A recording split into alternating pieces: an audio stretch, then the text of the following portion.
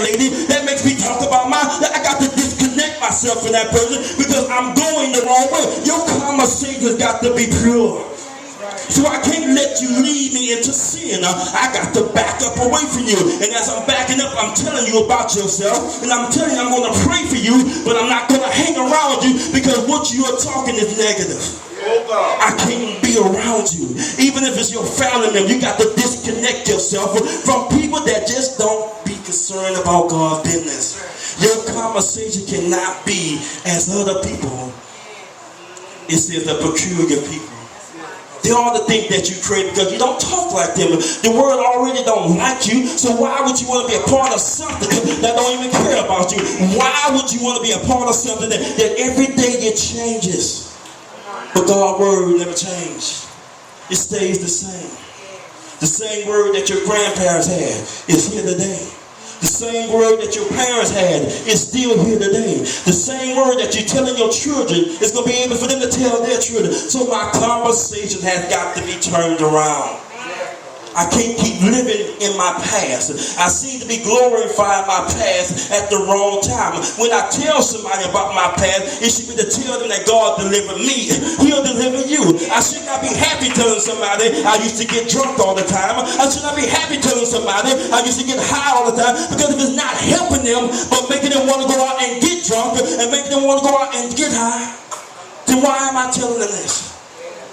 Why am I glorifying my sin in the past? Why am I living in the past? It's because you really haven't crossed over to the side of God yet. There's still a part of you looking backwards. There's still a part of you that wants to go back there, but because somebody might say about you, you try and stay and please both.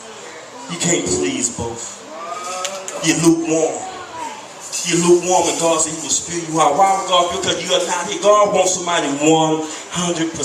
I have to throw myself into the ministry. Why must I throw myself into the ministry? Because if I don't throw myself into the ministry, I'll fall for anything. If I don't come to Bible study, I'll listen to somebody else. If I don't come to Friday night service, then somebody else will tell me something. If I don't make it to Sunday school, if I don't make it for Sunday service, after a while, there'll be a word from somebody else. That's called misinformation. Because the information is leading you a miss from God. So my conversation has got to be holy. My conversation has got to be pure. The man of God spoke Friday. What sound are you making? So you have to make an anointed sound that lets somebody know that I am a child of God. And if you want to be like me, come on over here so we can pray for you. Come on over here where you can get taught. Ask yourself a question. What got you to where you're at right now? Who prayed for you to get you to where you're at right now? Who laid hands on you that cast the devil out of you? That got you to the place where you're at right now? So why can't we do the same for somebody else? Why can't we do the same? Why can't I tell somebody just how good it is for being the Lord? Why can't I go on my job and tell those guys that God's been good to me? I was standing at work one day and the guy was saying how he's paying $900 in child support. He looked at me and he said, well, how much child support do you pay? I said, I don't pay anything because I do for my children. Then the other guy looked at him and said, God is with him. Now, I never told him anything. So somebody saw something in me that caused him to speak it into the atmosphere around me. See, other people will see God in you and speak it into the atmosphere for you if you're not able to see it yourself. So what I'm trying to do is that somebody should see God on the inside of you and let you know that God is working in you, and that will cause somebody to want to come in. But the question remains, what am I doing? Am I really a rose? Or am I part of the sewer? Am I messing up God's kingdom so much that God has to move me out the way? You see, people come in and they come out. It's because they have not truly come in yet. You wonder why they come for a month or so and then they leave. It's because they have not fully got in yet. Then you want to run and see what they're doing at the other place, and they're not really doing anything at the other place, but still in sin. Oh, I ain't trying to hurt nobody, but sometimes we got to be very careful about where we step at. We got to be very careful about where we go, because there are spirits that will attach themselves to you, and it will cause destruction and harm in your life. And when you get back to your house, those spirits come out of you and get into your family. Now you got a messed up household because you went to the wrong place. Now you got children acting crazy because you went into the wrong place. Now you got to call somebody. You got to call somebody. Come into my house because there's spirits inside my house. Pray for my household because I want my household to be right. So I got to lift up God and ask him, should this be? Should I really go? I try not to go anywhere. Matter of fact, I don't go anywhere unless I talk to my pastor. It may look good on the outside, but what happens when I get on the inside? It may look good around me, but is it going to be good for inside of me? Because what I put on the outside does not match what's on the inside of me. I can have on a $500 suit and be just as messed up on the inside. So what good does the clothes? The clothes does not make me a child of God. The clothes that I wear does not make me an anointed preacher. But it's what's on the inside of me that makes me what God says I am. It's what comes out of me that makes me what I am. So I just decided, if it's not right, then I don't want to be a part of it. If it's not for me to go, then I'm not going.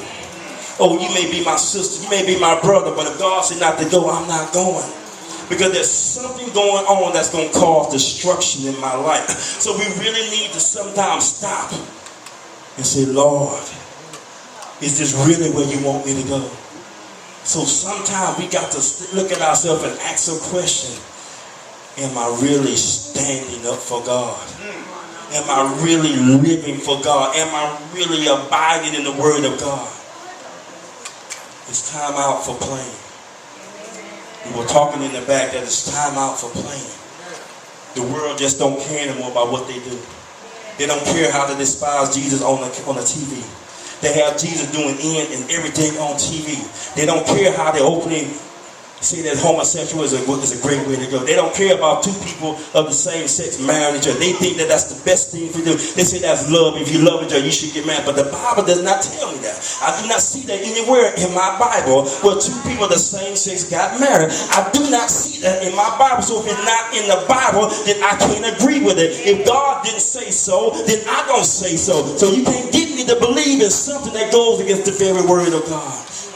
It's almost to the point where you have to just turn your TV off because there's nothing good on TV. It's almost to the point where you can't watch anything because of what they are portraying on TV. Yeah. So we have to be careful in every step of the way. The Bible teaches us to be careful for nothing. I should be very conscious in my spiritual man, what I am doing, what I am saying. I should be conscious about my surroundings because my surroundings could be the death for me. So the question is, once again, are you truly living for God? What is the word that God has given you for that day? Is God giving you a word to speak to somebody? Has he given you a word to go to a certain place and let somebody see the light on the inside of you that will make them want to live in the light? We are a rose. We're supposed to have a smell on us that attract others